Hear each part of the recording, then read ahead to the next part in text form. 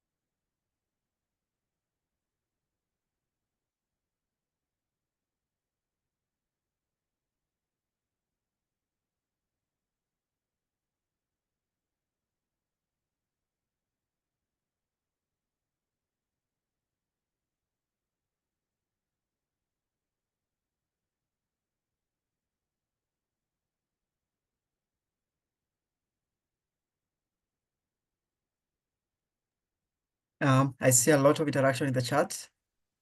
Pleasure seeing everyone and seeing all the interactions.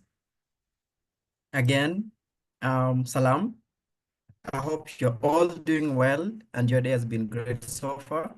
My name is David Okinyi, and I do work with the Arizona State University team, and I serve as the business operations and learner support. Great seeing you all today. I think we've interacted with some of you either online or in person. And I would like to welcome everyone to feel free to say hello in the chat. Please share how your day has been, your expectation on the webinar. You can share that on the chat section. If you ask me, I would say I'm really, really excited for this section, for this session.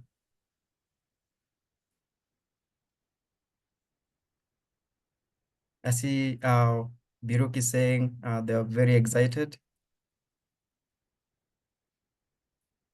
See, very thrilled. Someone is very ready.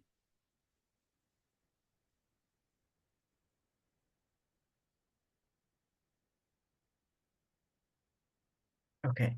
And someone is also saying, I hope the session will be engaging. Yes, the session will be really engaging, and welcome all again. And welcome to the first edition of our Coffee Talk series. This will be a monthly initiative designed to cultivate a culture of knowledge sharing and collaboration within the Ishi community. This series of events are a part of our efforts in building a hub that will empower and support our community members with the best practices and innovative tools to leverage EdTech opportunities and build digitally enabled learning experiences. So today's session will be presented to us by Jos Devin. Jos is one of our learning design fellow, and we'll have a support from Elizabeth Gordon. And I think many of you have interacted with Elizabeth. Elizabeth is the Assistant Director of International Learning, Technologies, and Instructional Design. We'll also have Kim, Dr. Kim, and I know many of you have also interacted with Dr. Kim, who is the Principal International Instructional Designer and Trainer. We'll also have Christy. Christy is our Curriculum and Learning Experiences and Manager.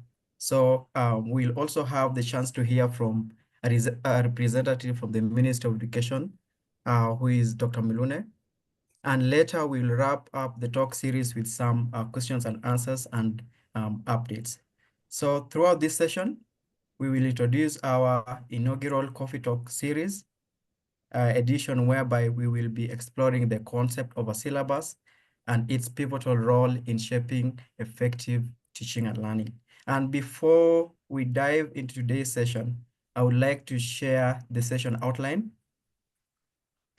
In this session, we'll have a 5-minute presentation, a panel discussion and presentation, a 30-minute faculty panel discussion, and we'll have a 10-minute question and answers from the audience with 10 minutes for remarks and other updates.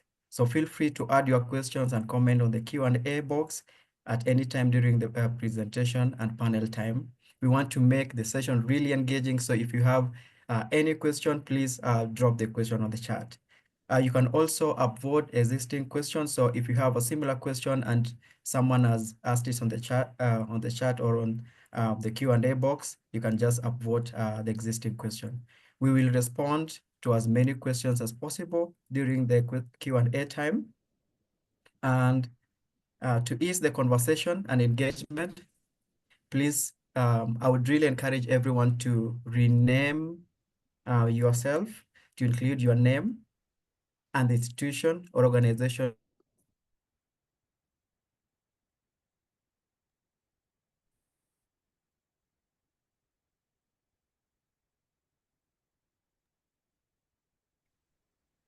So in my case, will be David Hind. Before we dive into the session, we would like to give a representative from the Ministry of Education, Dr. Mulune, to share his remarks. And Dr. Mulune, the floor is yours. I believe Dr. Muluna has not joined us yet, so we will actually move on to the next, and I believe Joss will continue, and when Dr. Muluna gets here, we will have him join us. Thank you. Great. Good afternoon, everyone,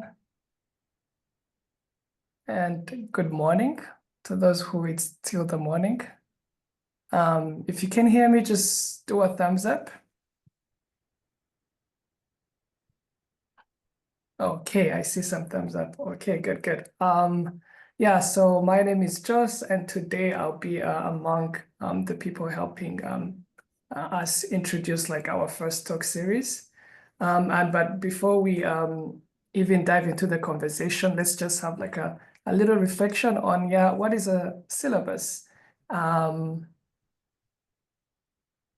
Yeah, so as you can see, what we have here is like that a syllabus is like a document that serves as a course guide, and then its aim is just to outline the structure, the content, and the different policies, as well as expectations from both like the instructor and the learner. It also considered as a contract between the instructor and the learner, at the same time serving as like a reference for their learning journey.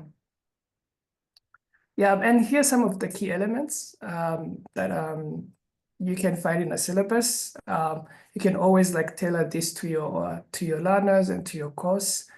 We have a course description, learning objective, course format, course material, and schedule, topic, and course policy, as well as support. But as we said, this coffee talk series are more of like bringing like faculty, your fellows, at the same time other experts who will really like provide us with practical practices and insights and case studies for you to be able to be empowered to build digital enabled courses. Without further ado, I would like to just start by welcoming our panelists. Unfortunately, one of our panelists won't make it today, so I will have our two panelists that are available. I'm not just gonna start presenting them. I'll allow them to just have like the opportunity to present themselves.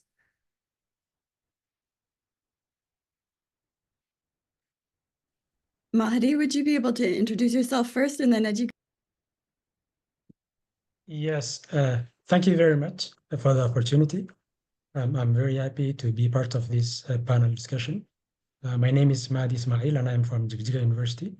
Currently, I am the e-learning management director, and I've been also working on the masterclass CTOT. I've been in this issue project for a long time, so I think a lot of people would know me. Thank you very much.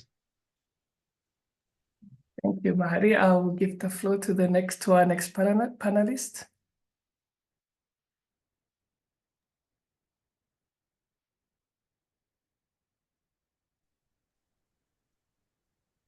Ejugu, are you there? It looks like he's trying to speak. Ejigu, you might have to change your microphone so that we can hear you. It sounds like we can't hear you from the microphone just yet.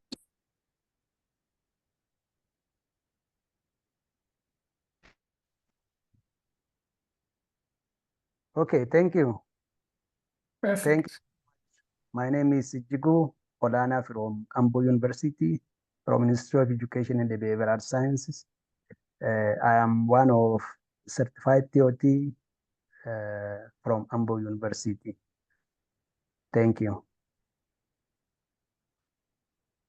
Okay, thank you so much. And so this is where we just, diving into our conversation, and at the same time, our panelists are sharing their insights and thoughts. Please feel free to use the chat box to also share with us your thoughts. I would just like to kick off our conversation, and with having our panelists respond to this question, how would you describe in your own words a syllabus? I'll start with Mahadi. Thank you. Just yeah, you have already given us the definition of syllabus, but if you asked me to put it in my own words, syllabus can be seen as a guide, or it can be seen as a blueprint of a course. You can say it could be it could help the students and the instructors to know what to do, when to do, and how to do in that course. So I can say it will contain the course content. It will contain the requirements for some students to take that course. Maybe if there are any prerequisite courses, it will contain how the instructor is going to assess or do the evaluations. It will contain all information about that specific course, and it can be a benchmark. Maybe for the university. In the case of Ethiopian universities, syllabus can be used by the instructor, by the students, and by the department head.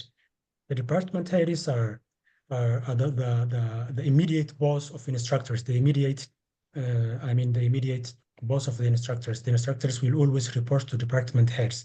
So if the department head needs to follow up with what's going on with that course, or with whichever course is going on, the department head can use the syllabus as a point where he can start, and that can be where we can say it can act as a reference. It can act as a reference for the department head, for the instructors, and for the students even. In Ethiopian universities, there is a position with the name academic program development, and they are responsible for coordinating all academic activities. And one of their responsibility is to make sure that all courses are being given by the instructors as required. Many of the times there comes these discrepancies when instructors don't want to cover the whole course, and just to protect or to make that not happen, the APOs can also use the syllabus as a tool. So in my own words, I think I can say syllabus is like that. Thank you. Thank you so much, Mahadi, for sharing. I'll pass the mic to Jugu.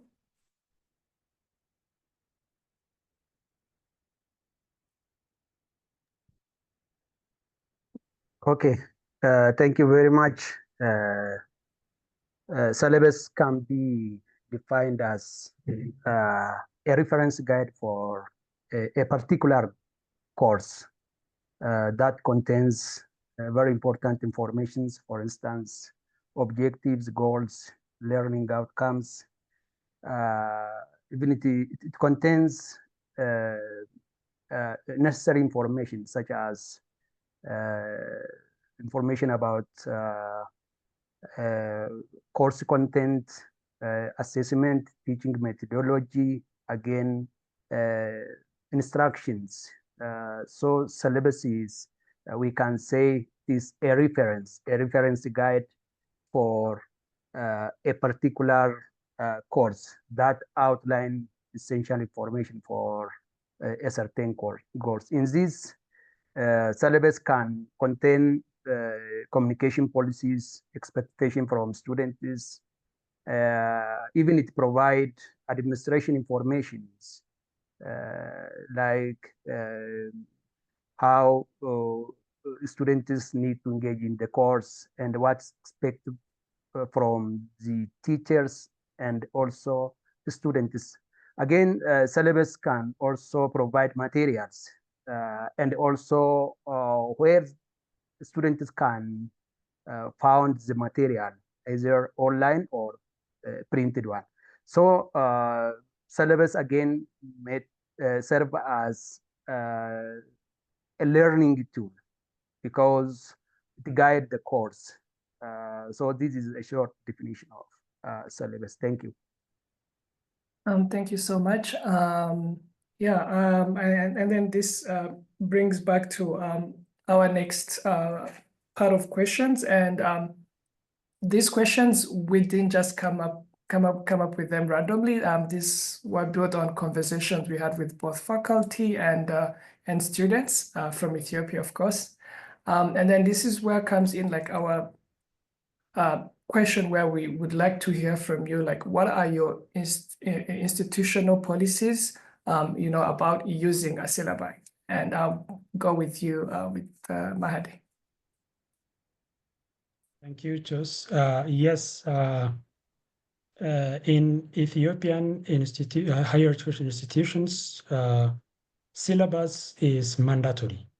I think there is a document with the name Harmonized Academic Rules and Regulations, which is expected to be used by all universities all over the country. And universities can also have their own specific rules and regulations. And I hope in they will use the main one as the base, and definitely they will have make the syllabus a mandatory too.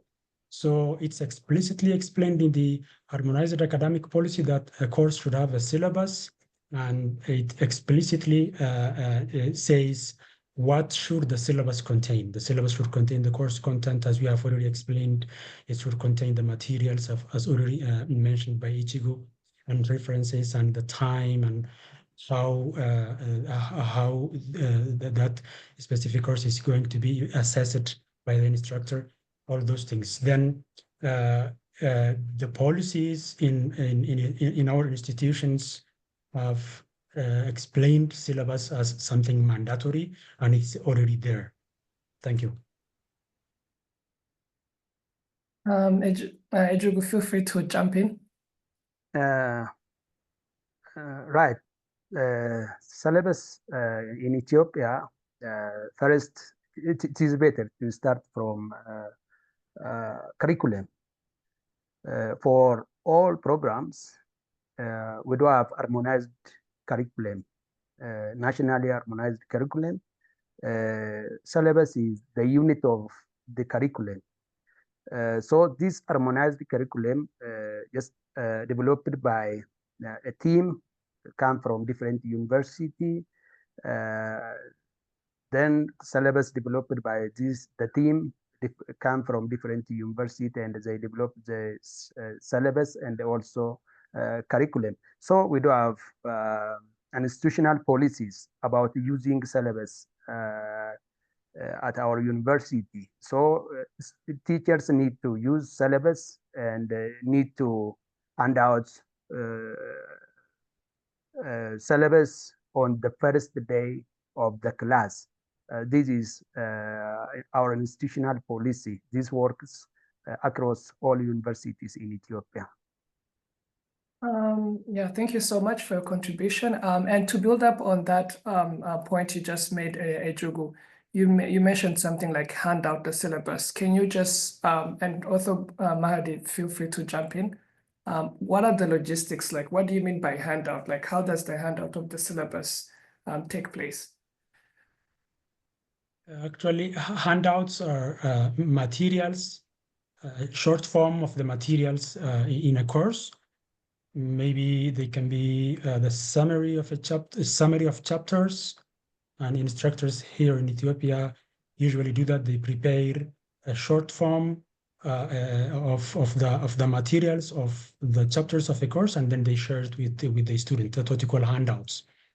And the other contents that are given in the syllabus is the material references, books which could be used, or other materials that can be used. As a reference, we put them in the syllabus, but handout specifically means a short form of materials for specific chapters, not the whole Yes. content. Yeah, continue. Sorry, may I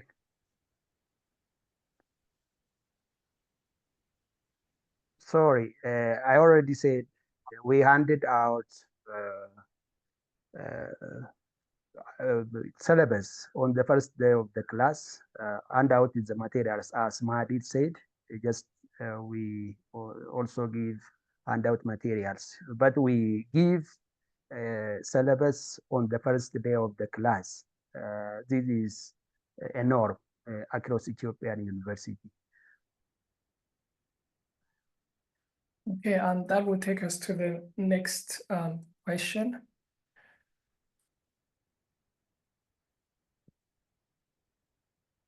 And I would like to just, hear from both of you, but at the same time from the audience. How has creating a syllabus, benefited you and your learners? Your experience? Yes, actually, yeah, this is very useful because as an instructor, you are gonna know what you are gonna do in the course, and when you are gonna maybe take a quiz, when you are gonna give them an assignment, when you are gonna make them present an assignment, and this will benefit the instructors and students as well, because students also know, and they can plan ahead what they should do and what they should read, prioritizing which course or which chapter they have to cover first. Then it helps in that way, and it helps not only the instructors and students, but also the whole university, because the syllabus will just act as a reference point. So I think it helped us as an instructor and our students in that way, and the university too.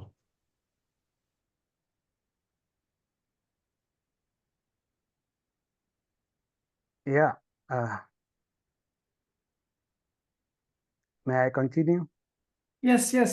Feel free to jump in. Thank you. Yeah, syllabus help teachers and students in many ways.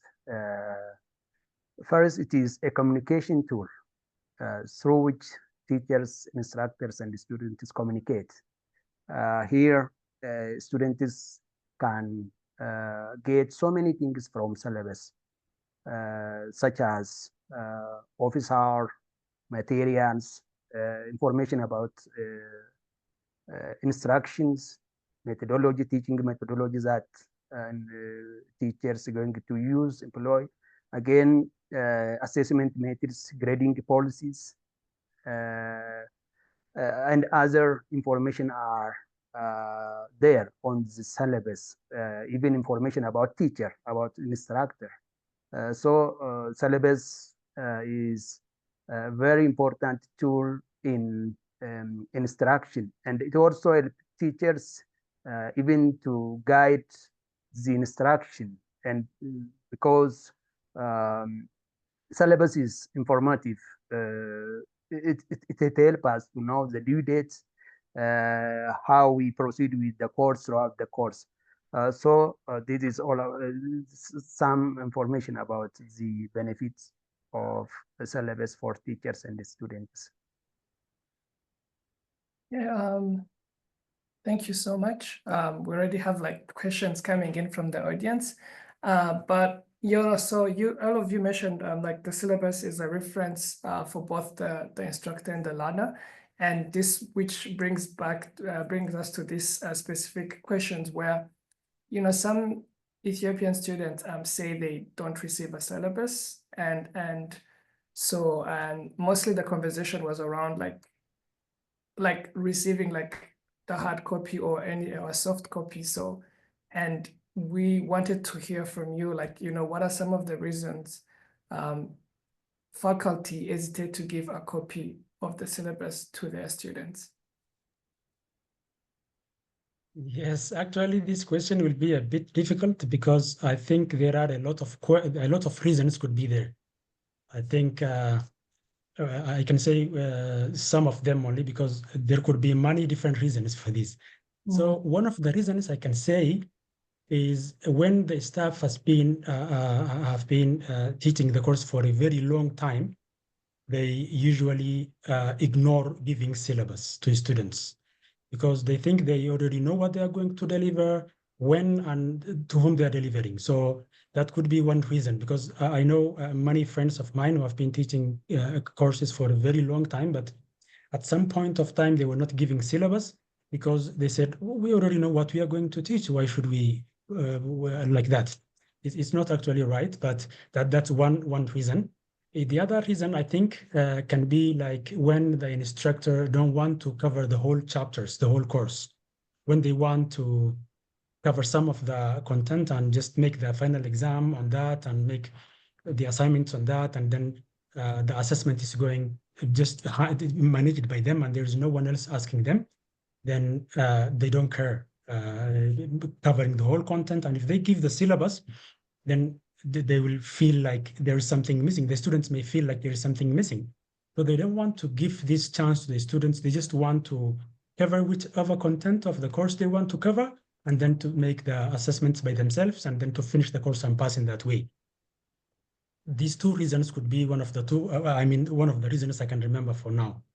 And I think if before I give the chance to Ichigo, now there is the exit exam, which is expected when a student graduates from a university. They have to take the exit exam. If they don't pass, they are not getting the certificate. So the students now are inquiring the instructors to cover all contents of courses, because they know if they jump some chapters, at the end of the day, they are going to fail the exit exam, which will damage them, which will make them repeat again. And if they repeat maybe 3 times, they are not going to get any certificate for the 3 or 4 years they've been in the campus. I think this will change the way that instructors use it not to use syllabus. And students will be inquiring to cover all the important contents they think they will appear on the exit exam. If I say some experience from, I have done my MSc in India, in Osman University. I've taken my MSc there. There is an independent body which takes exams. Then the instructor is expected to deliver the course. He's not going to assess the students by himself only. At that point of time, if he is jumping some content of the course, then the student will not be happy with that, because they are going to the examination is not being prepared by him. So at the end of that, maybe we can also recommend such kind of process in Ethiopia if possible, because that will solve a lot of problems starting from giving syllabus. Thank you very much. Thank you so much. Before I pass the mic to Ejugu, I would like to, both to Mahadi and the audience to, think about like, okay, the same way you mentioned like the benefits of having a syllabus as an instructor. I just want you to think about like, okay, what could be the benefits of the learner of having a syllabus? But I'll pass it to Ejugu as you think about that. Yeah, Ejugu, you can go on and sharing your thoughts on this specific question, why some students do not receive like syllabuses. I think some instructors may not print and give syllabus because of some reasons. Maybe lack of time, lack of knowledge, awareness about the importance of syllabus.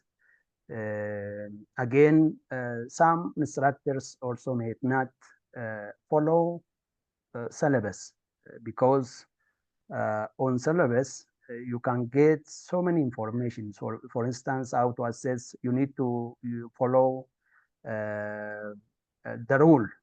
So some instructors don't want to follow the rules. For this reason, they don't want to just give syllabus, because syllabus give detailed information about mode of delivery, assessment modalities, assessment methods, office hour. Again, so many things are there. So maybe teachers are not interested to give syllabus. Sometimes teachers also want to communicate verbally rather than written documents by printing written documents. So this may be a reason. Yeah, I think, thank you so much for sharing. Mahadi, do you, I mean, referring to my previous question, like what do you anticipate could be the benefits if the learner had like the syllabus?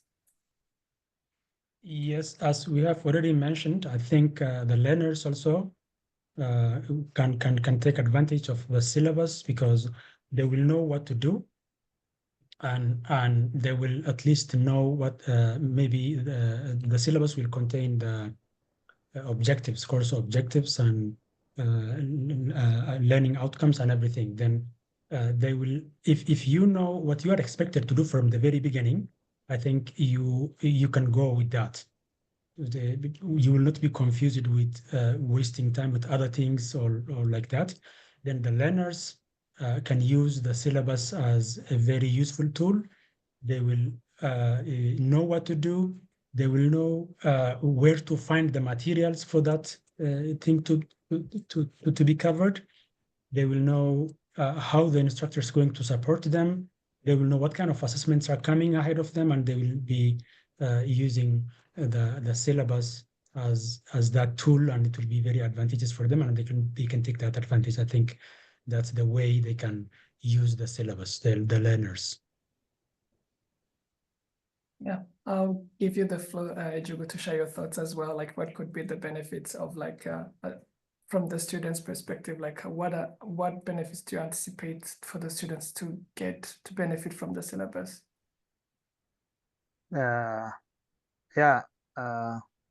Syllabus give students so many information. Students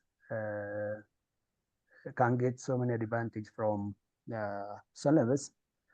First, to give them course descriptions and also objectives, contents, even resources or materials. As I have already said, students can get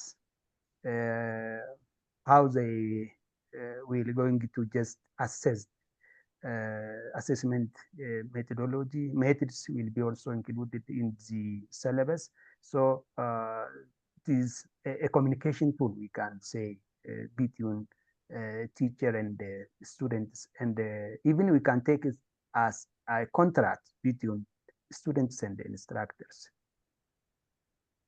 Okay, thank you so much. I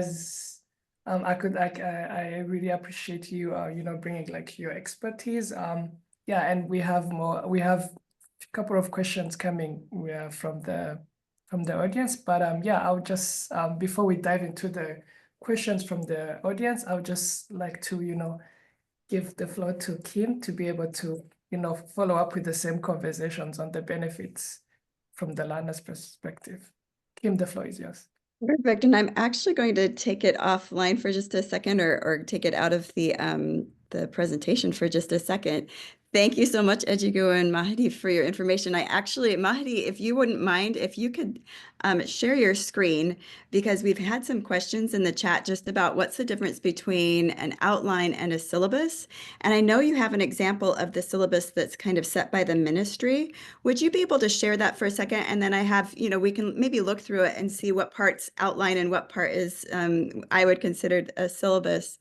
But so far, I'm so appreciating this conversation and the questions that are coming in on the chat. But Mahdi, if you can share that, we can kind of look through it and really look at what you're getting from, I know that across Ethiopia, the curriculum is set from what you've said, Mahdi and Ejigu. And so it seems like you all have the same thing that you're supposed to be teaching. We've had some questions in the chat about whether everyone sticks to the plan.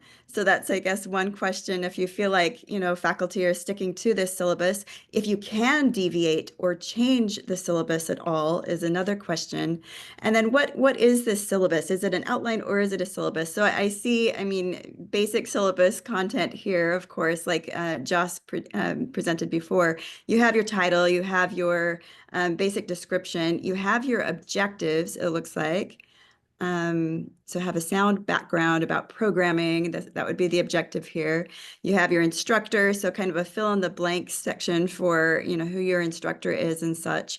Can you scroll down a little bit more, Mahdi, so I can see? There we go. So there's a description of the course, which is helpful. So this helps the students to understand just the basic concepts they will be discussing in the course. Can you scroll down a little bit more? Course objectives. Course objectives, good. Modify and expand, perfect. And then you have the outline. So you have it by chapter, what you're going to be going through, perfect. Can you keep scrolling? Where do you find the assessments? So assignments, it looks like you have a rationale for, percentages. What is assignment work, what's project work, or what's lab work, what's final examination. A question for you, is this also set by the curriculum? And do they give you the assignments, or are you creating these on your own? Mahdi and Ejigu, I have that question for you. Yes, actually, this is set by the curriculum from the very beginning, but there are some flexibilities that can be over there. Because in the assessment, for example, the instructor can change as far as the course objective and the final assessment, the course objective and learning outcome is not being changed. So the learning outcomes are not changed. Are you given the assignments as well? So for example, here where it says project work is worth 20%, are you given the project work and the parameters around that, or do you get to decide that on your own?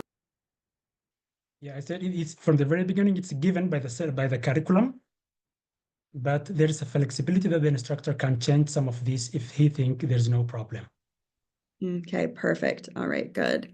And is this the end, or is there more to this syllabus? I think that's going to be the end, because after references, there's nothing else. Then we have the references, and that's the end. Okay, perfect. Yeah, so this it looks like it provides an outline.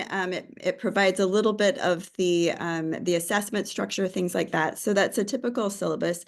I have people in the chat asking, how this is done a little differently online. I might show you that in just a second. Just briefly, I would say if I'm giving an online syllabus, I give a little bit more information about things like tech support, where they can find, contact me, where they can do, if there's other support at the institution. For instance, in the United States, we have a lot of accessibility supports, so I would put that in. I would also state things like academic integrity and things like recommendations and or requirements policies for the course that I would outline there. So for us, we're very flexible, of course, in the United States. It sounds like you have a little bit more of a guide. How much, so Mahdi and Ejigu, how much can you deviate from this before it becomes, you've gone too far off the script and you're not sticking to the curriculum? Like, are there reprimands for not sticking to the curriculum, I guess is what my question is. I think, as of my experience, the contents or the course contents cannot be changed. All of them, they must be covered by the instructor. Maybe the way the instructor is giving the assessments can be changed, and maybe he can make the project. For example, he can take out the project and make a lab exam, and maybe he can make it 50 out of 100%, 50 assignment and 50 final examination. In that way, but the contents cannot be changed in any way, and there is no flexibility on the course contents because it's already written as in the harmonized academic curriculum, and an instructor should cover all those contents. Thank you. Excellent. Yes. which I think is a great plan because you are then getting, verifying that programs are getting through the right things, right? So it's good to set these kinds of standards on a national level, and I'm glad that you do that and that you have that guide for yourselves. The question is, so as you turn to blended and or online learning, have there been discussions about how to work the syllabus to incorporate more online and digital aspects? What are both of your thoughts on that? So Mahadi and Ejigo, I'd love to hear from both of you. Okay, about the blended courses, we have already started to make the HTP. It's a short-term training, and for the instructors, not for the students yet, to be blended, to be an online course. And we have already been developing the course outline for it. And I have already done discussions with the college who was delivering this training. For the other courses to be blended, we have already planned to do that, but we have not yet done. And we have planned to make 2 courses from IoT, Institute of Technology, and one course from social sciences, and one course from natural sciences. So we have planned to discuss with the related departments and colleges, but we have not yet done, and that needs to be done actually. Without having those discussions, I think it will be difficult to make them online. Perfect. Helpful. Thank you. Ejigo, where is your program in this? So at AMBO, are you in talks about turning things into online courses, and how will you change the syllabus or, curriculum design at all to be able to make that happen? Or have you not even discussed that yet? Thank you so much, Dr. Kim. Actually, we are working on providing online courses, and we are discussing with university management, and one team is established last week to give online courses from social science. As I have already raised, we do have nationally harmonized curriculum, but we need to adapt this curriculum, the harmonized syllabus, to online learning. So during this, we need to take into account first students' learning style, students' characteristics, objectives may be also reshaped, and actually some constraints may be there, and we are working on that, and we are discussing with the team. I hope we will provide blended courses this year. About 5 to 7 courses have been planned to provide online courses. Fantastic. That's great news, Ejigo. And as you move into blended, what is the definition at your university of a blended course? Because I'm seeing that question in the chat. I want to make sure that gets answered as well. Yeah, that means providing courses both online and face-to-face, and we are discussing on this with the team, depending on the nature of the course. Some courses maybe goes to even 30 or 40%. We are discussing on that with the team, and depending on the nature of the course, we give both face-to-face and online courses. That is it. That is what I said, blended course. Yeah. Well, that's fantastic. Thank you. And that answers someone's very specific question. To what extent are you doing blended? So it sounds like you're taking it as a percentage, which is helpful. And it will be interesting to see your model in the end. Mahdi, are you doing fully online or blended as well? And what's your institutional trajectory towards that? Yeah, for the HTP, the short-term training, one semester training, it contains 4 courses and it's given to all instructors all over Ethiopia. For that one, we are going to make 100% online. For the other courses of the already existing curriculum, BSc in computer science and in IT, we are going to take a blended modality, which means we will select some courses and we'll make them partially online, not even 100% online. So I think this is already given in the e-learning policy somewhere. It says to make a program blended, you need to make some courses of that program to be partially online, and we have to talk about that. Which courses are suitable currently to be online, and with the existing resources, which courses we can make blended. We have to decide that, and actually it should go through the formal process of approving that course after we have completed, because currently legally what we are delivering is face-to-face modality courses, which was approved by the Senate, University Senate, by University Senate.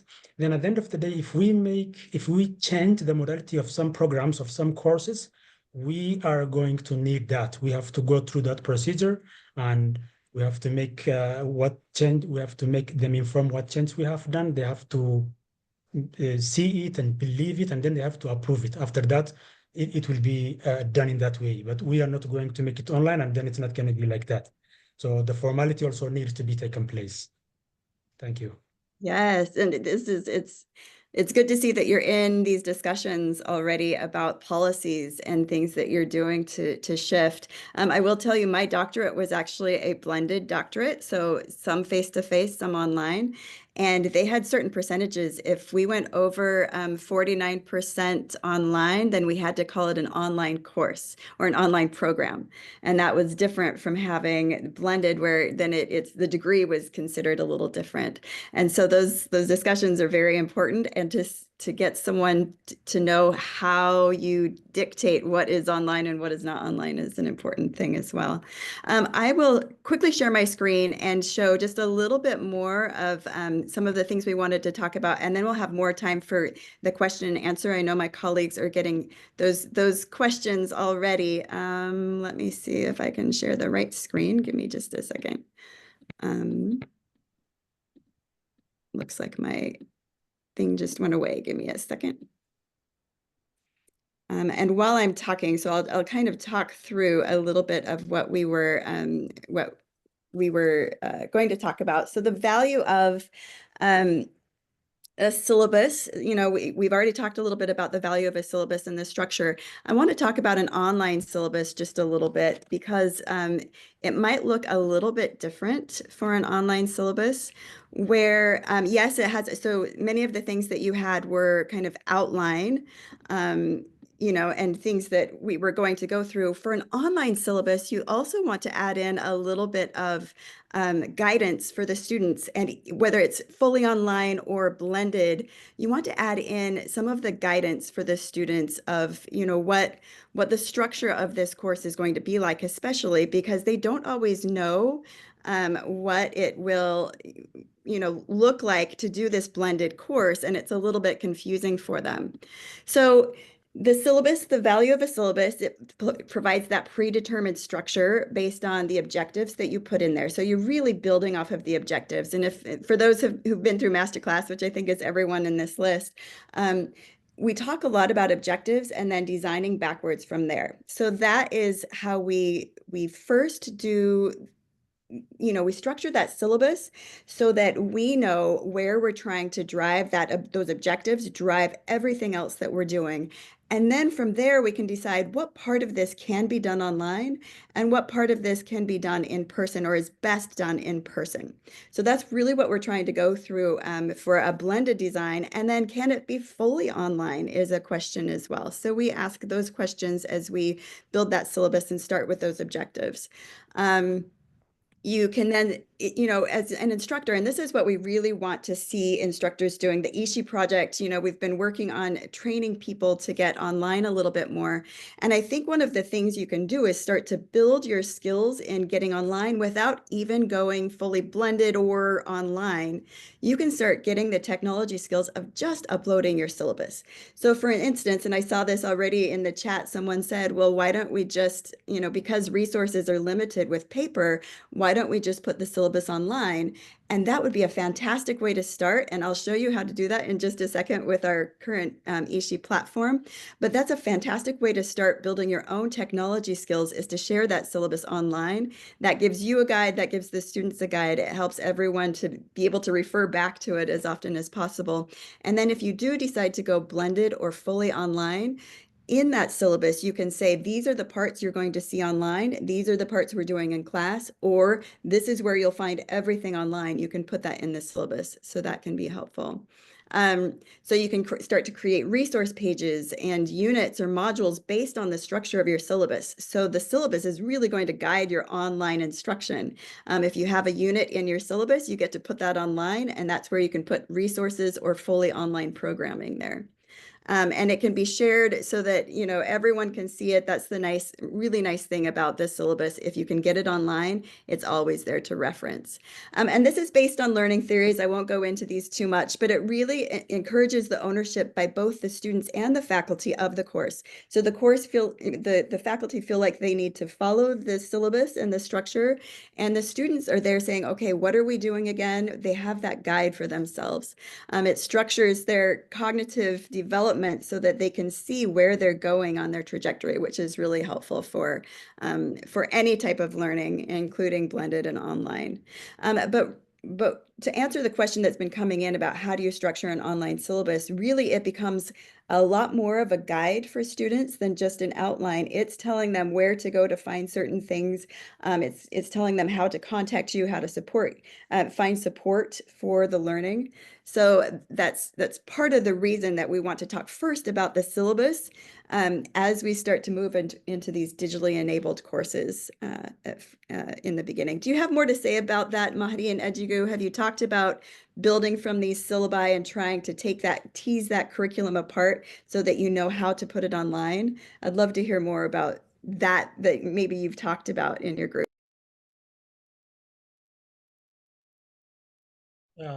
Yes, actually making the syllabus online is a very good thing, as you have already mentioned, and I like that idea myself. Although the course is going to be face-to-face, instead of maybe wasting the papers, or even instead of the instructor to say, like, I don't have papers to print the course outline, it will be a good idea if that can be online, and it will depend on the infrastructure of the university, the networking, and all those things, and that would be a very good idea. Someone was asking a question, the difference between syllabus and course outline, I think, or course content. As you have already go through, I think the course outline is already in the syllabus, because the syllabus contains more information about the course outline. The course outline just tells us the contents of the course, which chapters and what sub-chapters are there. And I think that you have already answered that one by going through the syllabus we have shared. That's what I have to say, and thank you. Maybe if Itiku wants to add.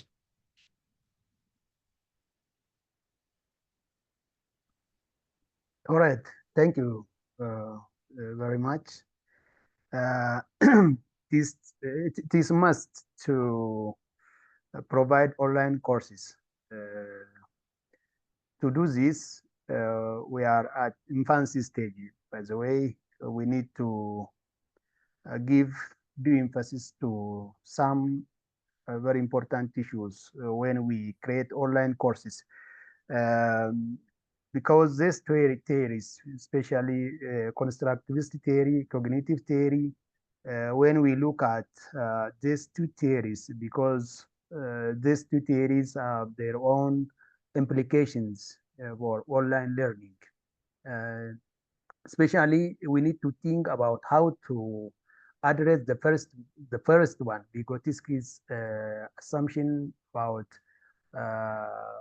just social constructivism, how we entertain this very important concept in online teaching, through providing online courses, and what contents need to be addressed online and what contents need to be addressed face to face. Actually, we can address the constructivism, or we can address constructivism through providing online courses. That is okay, but it needs careful consideration while we are providing such kind of content. So to do this, to provide online course, first we need to look at the nature of the course, the content is. Again, our instructors, their backgrounds, the resources, all this need to be addressed, and we need to give due attention how to look at these constraints. So it is a very good idea for us, for Ethiopian. So that is why we are doing to provide online courses starting from blended instruction. That is good. Thank you very much. Perfect. I see one quick question, and then I'll turn it back over to Joss for the Q&A. Can you describe what the difference is between blended and fully online? I think you kind of did before, so if you can give a brief summary, Ejigu, what's the difference between a blended course and a fully online course? Right, blended course means giving one subject both online and face-to-face, depending on the nature of the content. Which content is more appropriate for online and which one is more appropriate for face-to-face instruction. After looking at the nature of the course and the content is, we can decide it, and we can provide both online and face-to-face courses. That is mixture of two modalities. That is about blended instruction. Perfect, thank you. I'll give an example that I've seen, for instance, in the sciences. Maybe you can do an online lecture along with maybe, you know, have people fill out a brief assignment online. And then for labs, you can come in person to do some of the lab components where, you know, they don't have the same things at home that they would need to have in a lab, right? So that's something where there are things you can do online, like video lectures are the same as listening to a lecture in person, especially if you can't ask any questions in person. But when when it comes to lab time, that is sometimes important to have a space that is safe for people to do experiments. So that would be an example of how you can blend the two, being online for some of the learning and then in person for others. So yes. Very good. Thank you so much. Joss, I'm going to turn it over to you for question and answer. And I don't know if you have the sheet in front of you, but I'm sure that Mahadi and Ejigu are excited to answer some of those questions that are there. Thank you so much, Kim and Mahadi and Ejigu and the audience, because I can tell that the audience is really, really active. Yeah, a lot of questions. I think you did go through them. Some of the questions also are more like logistics. People did request if we can share the any information about the syllabus. We'll be sharing a couple of templates, and also we have Ejigu who had a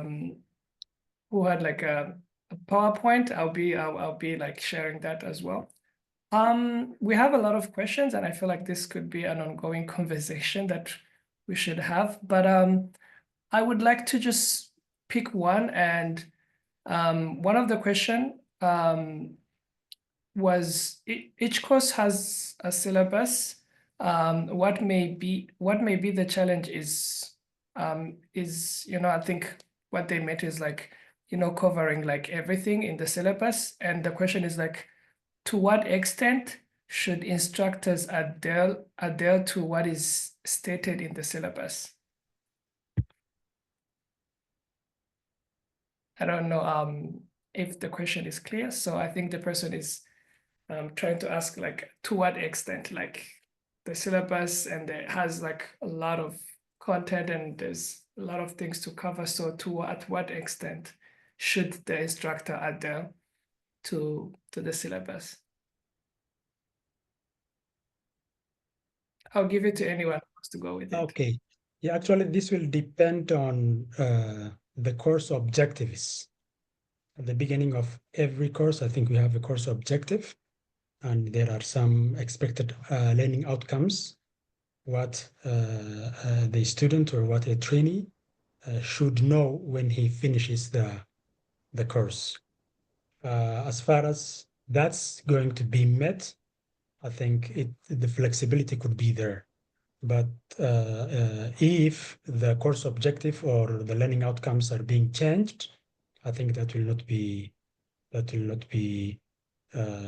something good or something okay with the regulations existing.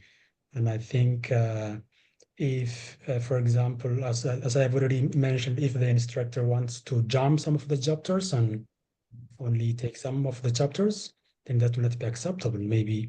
But if he is going to change the modality as far as the course objective and learning outcomes are not being touched, are not being deviated, I think that will be all right. Thank you. Yeah. Chingu? Yeah, all right. Thank you. It's good for students, for institution, also for teachers to address what is already written on to address what is already written on the syllabus. But because of some factors, teachers may not address what is already written on the syllabus. Factors such as lack of resources, might be time, unexpected constraints. This is normal in Ethiopia. Because of such factors, teachers may not fully address what is already written on the syllabus, but it is imperative to address all contents and follow the rules. This is good for teachers, for institutions, even for teachers. Good.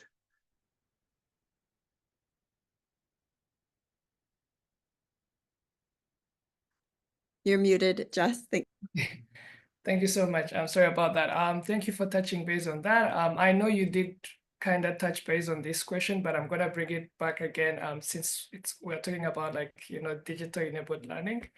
Someone did ask a question like, what is the difference, or is there even a difference between a syllabus for online learning, hybrid, and in-person learning?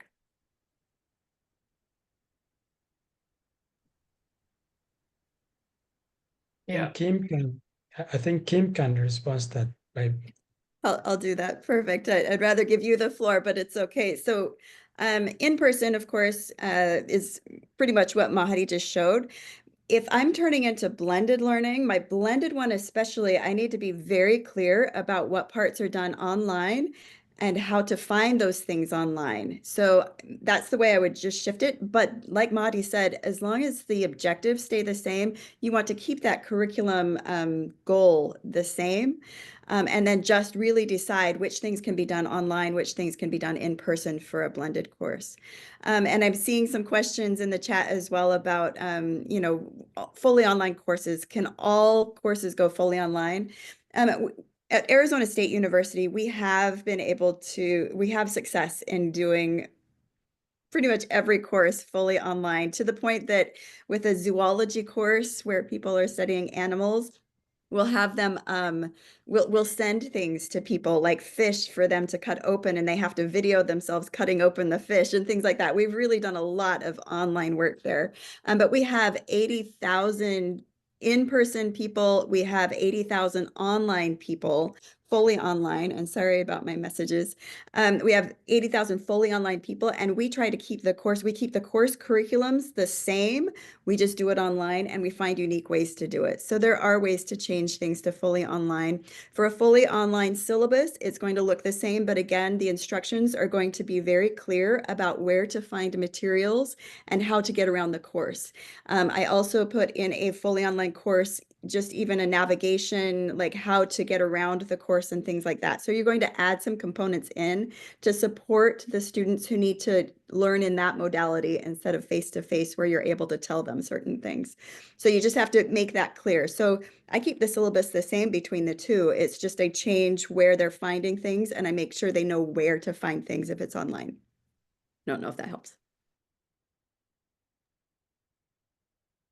Yeah, thank you so much. Before we jump into the updates, I think one of the also like the key elements we had through like our conversation with some students from Ethiopia was like, part of the syllabus it has like, and I think Ejugu and Mahadi, you mentioned this, like, communication support, like, and one of the key takeaway was like students didn't really like, know, how do we communicate to the professor, like, or how do we receive mass communication from the professor. So I think that's one of the, another like logistic that you can, think of like in your syllabus, like what is the policy of communicating with the learners, and of course, like that boundary and which comes in policies, like what should be said and what should be communicated and not. But yeah, I'll pass it to you, Kim, with the updates. Okay, And I'll quickly show, because I did promise that we would show how to, some of the online stuff. I just want to show a little bit of the structure, and then I'll turn it over to updates if that works. So just the structure, because there is this element, Ishi, the Ishi platform, where most of you did your master class, Foundations for Excellence in Teaching Online, you saw some of this, the way things are structured. Now I have the syllabus wedged into that, so I'm the one who formed the master class. The syllabus is there, so you'll notice in a fully online course, we start with just a welcome page where we give that navigation that I'm talking about. So we tell them how to navigate in an online course. This isn't necessarily in the syllabus, but it's part of the structure of the course. And as they go through, they're able to see the people. So you think of, if I'm face-to-face, I get to meet the professor. If I am not face-to-face, I don't get to meet that person. So we put that information into the online course. So this is how we're translating a course from that face-to-face into online while trying to give them a similar experience. So they can meet the professor here, if that makes sense. And then one of the very first things we give them is the syllabus. And so we can add this syllabus online. To add the syllabus online, you'll notice here that I've done it as a PDF. And so you can do that. And any one of you at your institution should have access to this Ishi platform and should be able to put your information online. Now, getting the students into it, you're going to have to work with your tech teams, but we highly encourage you to start doing this process, because if you can start by putting your syllabus online and any kind of resources that are online, that will move you into a place where you have the skills to be able to start to build these blended and fully online courses, because there are technical skills to this. For example, and just briefly, I'll show you, this syllabus was added by coming to this content area, coming down to files. And in the files area, I can add a file here, look for anything that's in my course or on my computer. I can add it right here just by grabbing that file and uploading it. And I'm not going to go through the full upload process, but then I come into this. So this is where the syllabus is. I come and click on this and copy that URL, and then I'm able to put it anywhere inside of the course. For instance, here, if I want to build a section for it, I'm just going to go right to I'm going to go to the end right now, just to build a new section. And then I can call that section anything I want just by clicking on this little pencil over at the right side. And I can say, welcome module here, and that creates a new module. I can then create a new subsection. And if I title these correctly, people will know exactly where to go. So if I say I'm putting a syllabus here, in that section, if I title it syllabus, people know exactly what this is. So I have a section, a subsection, and now a unit. In this unit, I'm going to come down and add a PDF, and I have to remember how to do this. It's been a while. So here I'm coming, and let me go through that again. I'm coming to a component, and let me get out of it. I'll cancel for a second so you can see where I went. Advanced here, and then I come down to PDF, and then I click Edit in the upper right. Here I get to put whatever I copied from that other space. So notice that I had a copy of that. So when I went and got that studio URL, I put it here as the copied, and then I can change any of this information, but I kind of like to leave it as it is. I can change the name of it if I want to syllabus and save. And you'll notice it adds a syllabus to that space. And it's as easy as that, just uploading and then putting the information here. Now, this is in your How to Build an Open edX course. I say it's easy, but it is a step and process. So you can go through those steps and processes. And Joss is actually going to send a how-to out for you, so you don't have to go through and watch this video again to see it. Click publish. It will be available for your students. As long as your students are loaded into this session, it will be available for your students, and that's how they will have constant access to that syllabus and guide. So we want to make sure that you understand how to do that, even if you're teaching a fully face-to-face class. If you can start getting that skill set of adding resources into this online space and getting students to start going there, this will help the trajectory of the e-learning mission so that you start to build the skills for yourself and for your students to be able to get online and access resources. And in the end, do blended and fully online courses. So we're hoping that many of you will move into that kind of a thing if you can. So with that, I'll continue with just our updates of things that we're doing from here on out. So we do have, you'll notice that I just went through that very quickly. And I want to make sure that, you know, there's a time for question and answer if you have very specific questions about syllabi. And I see so many questions in the chat that are very good. So we want to give people time to come talk to us. And so next week, we are giving a session where you are going to be able to come talk to us if you are building a syllabus or if you are starting to process how to build a syllabus. Come talk to us. We're going to have breakout sessions with instructional designers and some of our certified TOTs who are working with us to do masterclass, where we're going to be able to put you in rooms with people and ask very specific questions, because I know in a group like this, it's just too large to be able to take on all of the questions. So I'm going to put this in the chat, and I think I can do this to everyone. I've Yeah, added, please. I've already added it. Oh, you did. Perfect. So this is a sign up. Now, if you're not working on a syllabus yet, it's probably not the time for you to come in because we're not giving a formal presentation. But this is if you have specific questions about your experience with building a syllabus or trying to create some kind of digitally enabled aspect of the syllabus. Let us know. We'd love to have you come in and we'll help you with the design process. So please come on in and we'll talk to you on that day, February 4th. It's at the same time as this. And then our next Coffee Talk session is February 25th of next month.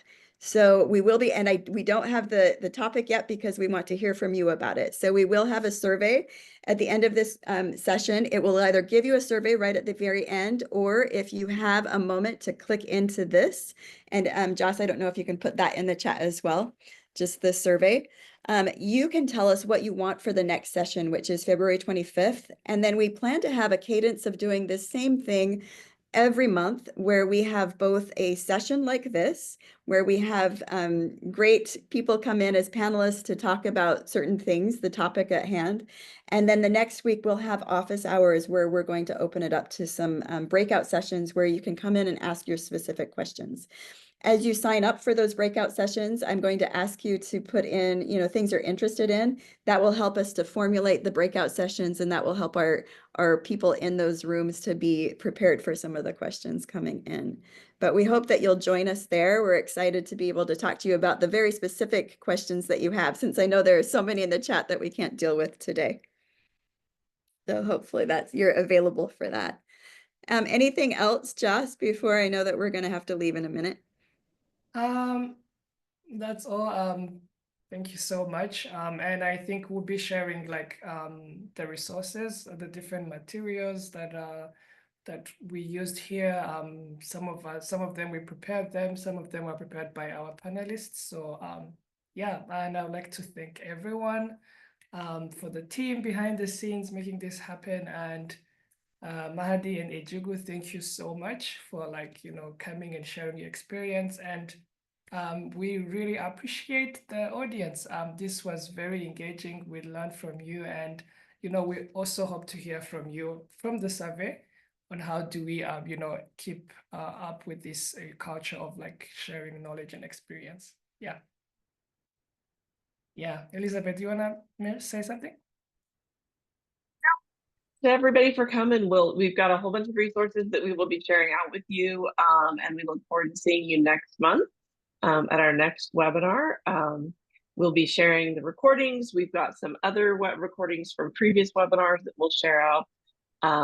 Resources that we talked about today, some resources we didn't talk about today because we just ran out of time. But yes, we look forward to supporting you. And if you've got specific questions, you're ready to go online, come join us at office hours. We'd love to see all of you and spend some time letting you ask your very specific questions and kind of doing some peer-to-peer support for you. So it's been great having all of you. Great turnout.